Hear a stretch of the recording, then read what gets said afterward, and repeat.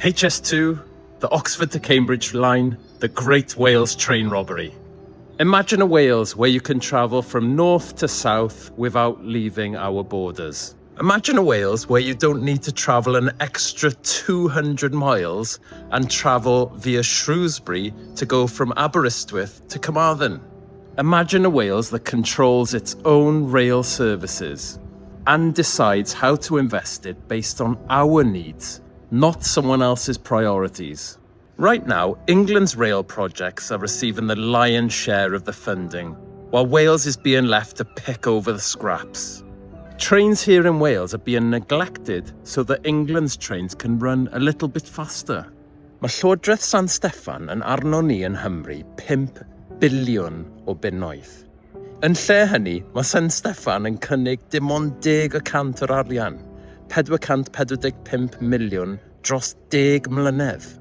Ac maen nhw'n gweud wrthon ni ddylen ni fod yn ddiolchgar.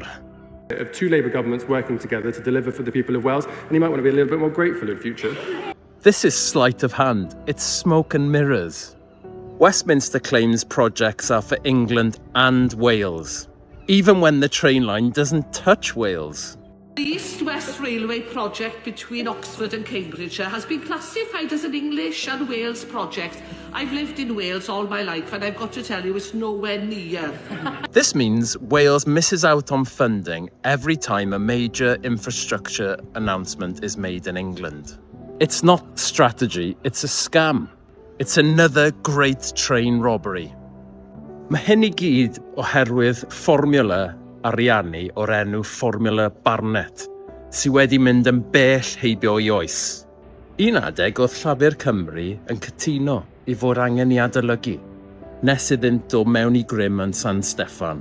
Erbyn hyn, maen nhw wedi mynd yn dawel, a pallu gwthio am y hyn sy'n deg. Maen nhw'n pallu gofyn hyd yn oed. There's been zero official correspondence between Welsh Labour and Westminster on the Cambridge to Oxford line. The First Minister won't even send an email to ask for the money that Wales is owed. So much for a partnership of power. Gydag ariannu teg, gallwn ni draws newid ein rhwydwaith cludiant cyhoeddus. Fe fydd yr effaith cymdeithasol yn bell gyreiddiol. Plaid Cymru is the only party standing up to Westminster on this issue. Only Plaid Cymru will get Wales back on track.